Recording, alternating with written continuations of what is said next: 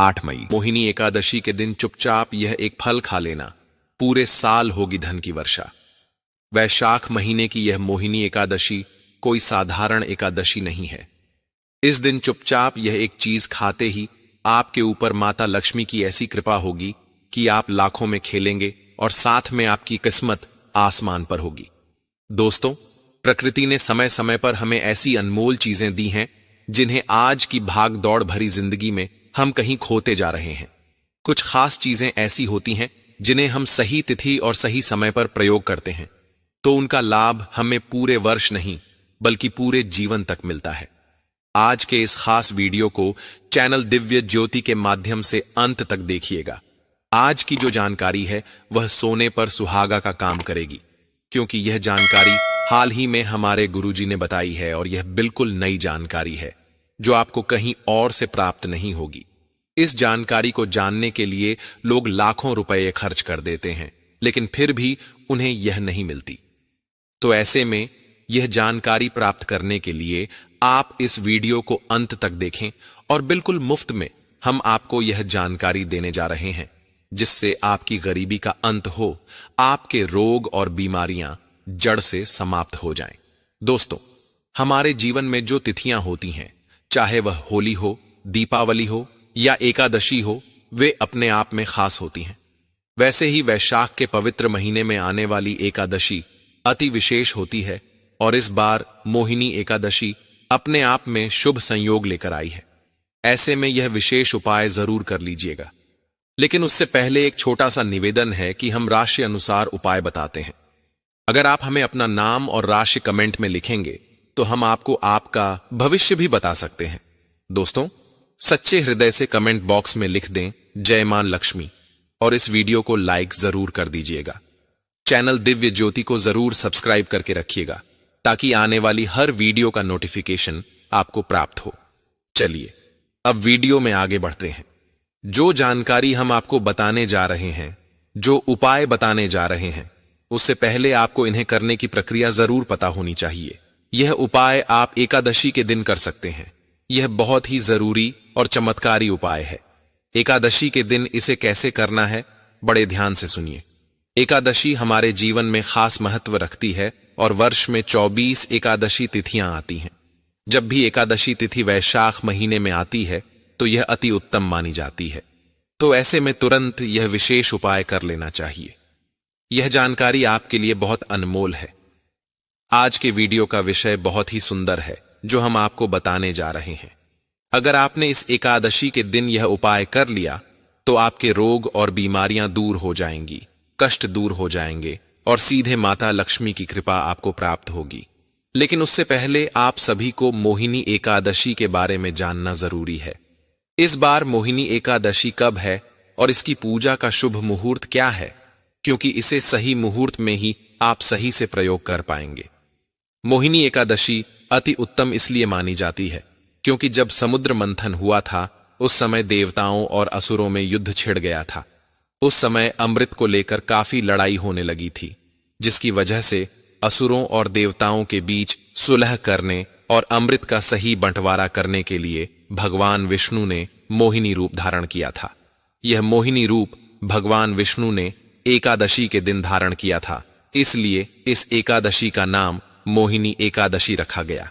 तो चलिए अब देर न करते हुए जानते हैं कि इस बार मोहिनी एकादशी की तिथि कब है, इसकी पूजा का शुभ मुहूर्त और पूजा विधि क्या है और इस दिन कौन से उपाय करके माता लक्ष्मी की कृपा प्राप्त की जा सकती है। पंचांग के अनुसार इस वर्ष मोहिनी एकादशी की शुरुआत 7 मई को सुबह 10:19 पर होगी और इसका समापन 8 मई को दोपहर 12:19 पर होगा। चूंकि व्रत हमेशा उदया तिथि यानी सूर्योदय के समय की तिथि के अनुसार रखा जाता है, इसलिए इस बार मोहिनी एकादशी का व्रत 8 मई को किया जाएगा। इस दिन भगवान विष्णु के मोहिनी अवतार की पूजा की जाती है। उन्हें चंदन से तिलक लगाया जाता है और तुलसी पत्र तथा जौ अर्पित किए जाते हैं। माना जाता है कि भगवान विष्णु को पीला रंग अत्यंत प्रिय होता है, इसलिए इस दिन पीले वस्त्र धारण करना शुभ माना जाता है। एकादशी के दिन गायों को हरा चारा खिलाना पुण्यदायी माना गया है। साथ ही पूजा के उपरांत अन्न, गुड़ और अपनी सामर्थ्य के अनुसार धन का दान करने की परंपरा भी है, जो पुण्य प्रदान करती है। हालांकि इस दिन कुछ बातों का विशेष रूप से ध्यान रखना चाहिए। पूजा में तुलसी पत्र अवश्य अर्पित करें, लेकिन तुलसी को स्पर्श न करें, न ही उसे तोड़ें और न ही उसमें जल अर्पित करें। तामसिक भोजन जैसे मांस, लहसुन, प्याज और चावल का सेवन इस दिन वर्जित माना गया है। काले रंग के वस्त्र धारण करने से भी परहेज करना चाहिए। इस दिन किसी भी महिला या बुजुर्ग का अपमान नहीं करना चाहिए और न ही किसी के प्रति मन में दुर्भावना रखनी चाहिए, क्योंकि एकादशी व्रत का उद्देश्य मन, वचन और कर्म की शुद्धता बनाए रखना है। मोहिनी एकादशी के दिन शाम के समय तुलसी के पौधे के नीचे गाय के घी का दीपक जलाएं और भगवान विष्णु का ध्यान करते हुए तुलसी के पौधे की 7 परिक्रमा करें। ऐसा करने से आपका पूरा परिवार सेहतमंद रहेगा और आपको स्वास्थ्य पर बुरा प्रभाव नहीं पड़ेगा। व्यापार में परेशानी बनी हुई है तो मोहिनी एकादशी पर 11 गोमती चक्र और 3 छोटे एकाक्षी नारियल लें। इन्हें मंदिर में स्थापित करके इनकी धूप दीप आदि से पूजा करें। पूजा के बाद एक पीले रंग के कपड़े में गोमती चक्र और एकाक्षी नारियल बांधकर ऑफिस या दुकान के मुख्य द्वार पर लटका दें। यह उपाय से व्यापार चलने लगेगा। घर में पति पत्नी में कलह झगड़ा बना रहता है तो मोहिनी एकादशी के दिन केले के पेड़ की धूप दीप, रोली चावल आदि से पूजा करें और भगवान विष्णु को केसर मिला दूध अर्पित करें। कुछ मिनट बाद उसे प्रसाद के रूप में पी लें। ऐसा करने से पति पत्नी के बीच रिश्ते मधुर होंगे। किसी व्यक्ति के पास आपका कोई धन अटक गया है तो मोहिनी एकादशी के दिन एक गोमती चक्र लें और शाम के समय अंधेरा होने पर किसी वीरानी जगह में या घर के बाहर खाली जगह पर जाकर एक गड्ढा खोदें और श्री विष्णु का नाम लेते हुए गोमती चक्र उस गड्ढे में दबा दें। भगवान से प्रार्थना करें कि वह व्यक्ति आपका पैसा लौटा दे। यह उपाय से आपका काम बन जाएगा। सफलता हाथ नहीं लग रही है, धन टिक नहीं पा रहा तो इस एकादशी पर स्नान ध्यान करने के बाद भगवान विष्णु व माता लक्ष्मी की पूजा करें। पूजा के समय गाय के कच्चे दूध में तुलसी की मंजरी मिलाकर भगवान विष्णु का अभिषेक करें। यह उपाय करने से आर्थिक स्थिति में सुधार आता है। घर में कलह मची है, शांति नहीं बनी रहती तो मोहिनी एकादशी के दिन तुलसी के पौधे पर कलावा चढ़ाएं। इससे घर में नकारात्मक ऊर्जा का प्रभाव कम होता है, जिससे सुख, समृद्धि और सकारात्मक ऊर्जा का संचार होता है। नौकरी या व्यापार में अगर बहुत प्रयास के बाद भी विघ्न बाधा आ रही है तो मोहिनी एकादशी पर तुलसी के पास 11, 21 या 51 दीपक जलाकर तुलसी चालीसा का पाठ करें। मान्यता है कि ऐसा करने से बाधाएं दूर होती हैं। बहुत प्रयास के बाद भी वैवाहिक जीवन सुखमय नहीं चल रहा है तो मोहिनी एकादशी के दिन तुलसी के पौधे को 16 श्रृंगार की सामग्री अर्पित करें। यह बहुत ही लाभकारी है। इससे वैवाहिक जीवन में खुशहाली आती है और अखंड सौभाग्य का आशीर्वाद मिलता है। अब दोस्तों, जानते हैं उसे खास चीज के बारे में जो मोहिनी एकादशी के दिन जरूर से खा लेनी चाहिए। जैसे खाने से पूरे साल धान की वर्षा होती है।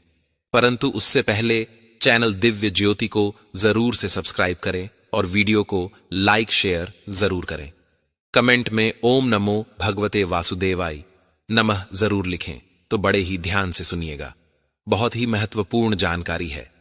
आज मैं आप लोगों के बीच अपने इस वीडियो के माध्यम से एक ऐसे वनस्पति के बारे में जानकारी लेकर के आया हूं जो आपके बीमारियों को चुटकियों में जड़ से समाप्त कर सकते हैं। दोस्तों, हमारे वीडियो के माध्यम से देख इस पौधे को डोट। यह हमारे लिए बहुत ही ज्यादा कीमती पौधा है। इस पौधे को पाने के लिए बड़े बड़े आयुर्वेदाचार्य देखने को तरसते हैं, क्योंकि यह पौधा बहुत ही ज्यादा कीमती एवं दुर्लभ है। यह पौधा जिसको मिल जाए समझ जाना, उसी दिन से उनकी गरीबी, निर्धनता, दुख, तकलीफ इत्यादि कष्ट सब समाप्त हो जाएंगे। दोस्तों, आइए जानते। सबसे इसका नाम तो इसे भेड़ा के नाम से जाना जाता है।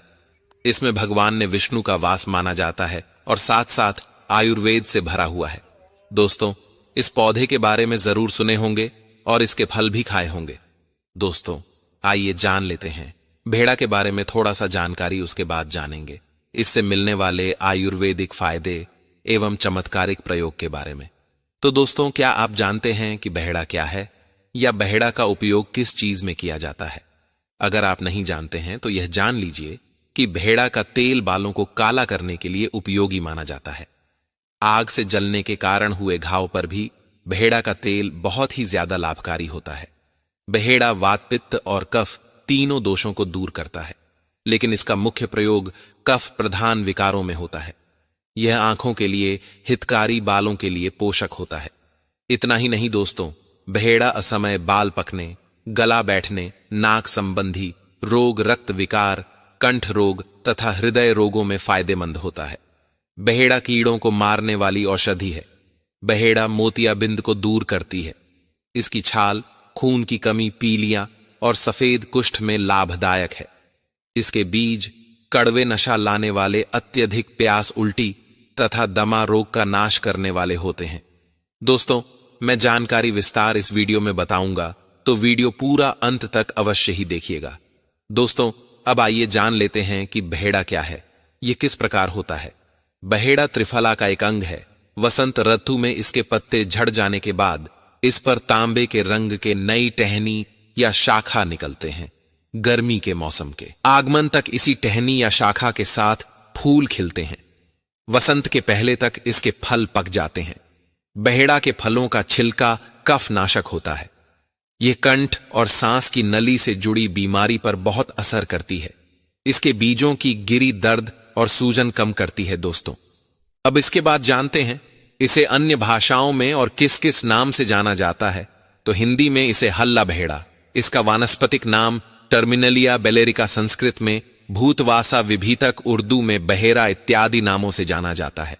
दोस्तों, आप हमारे वीडियो को कौन से राज्य देख रहे हैं एवं इसे आपके यहां किस नाम से जाना जाता है, हमें कमेंट करके जरूर बताएं। और मित्रों, कमेंट में जय हिंद, जय आयुर्वेद जरूर लिखना। दोस्तों, जानकारी बताने से पहले आपसे एक निवेदन है। हमारे देश भारत में जड़ी बूटी, पेड़ पौधे की जानकारी समाप्त हो रही है। हम अपने इस चैनल प्राचीन ज्ञान में पेड़ पौधे की जानकारी को पुनः भारत में यूट्यूब पर जड़ी बूटी की जानकारी को लोग समझे और अपनाएं।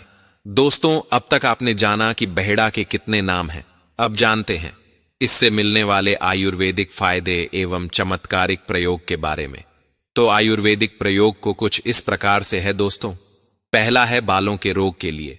जैसे बहुत से ऐसे लोग होते हैं जिनके उम्र से पहले बाल पक जाते हैं, सफेद पड़ जाते हैं या फिर बाल टूटने लगते हैं, तो आप बहेड़ा का इस प्रकार से प्रयोग करके बाल के रोगों से छुटकारा पा सकते हैं।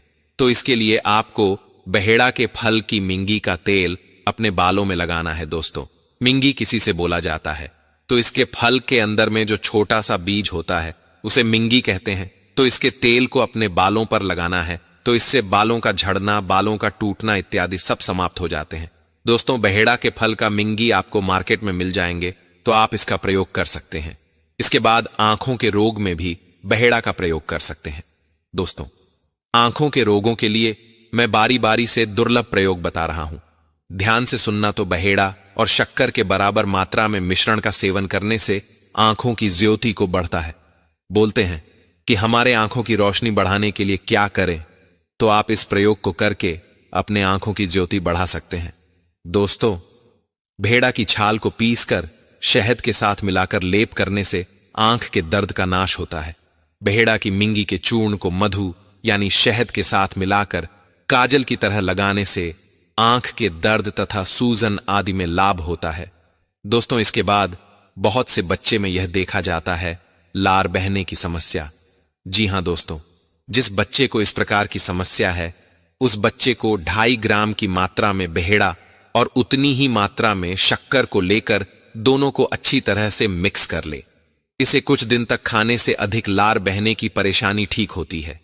यह समस्या बड़े लोगों में भी देखने को मिलता है, तो इस प्रयोग को करके लार बहने की समस्या से छुटकारा पा सकते हैं।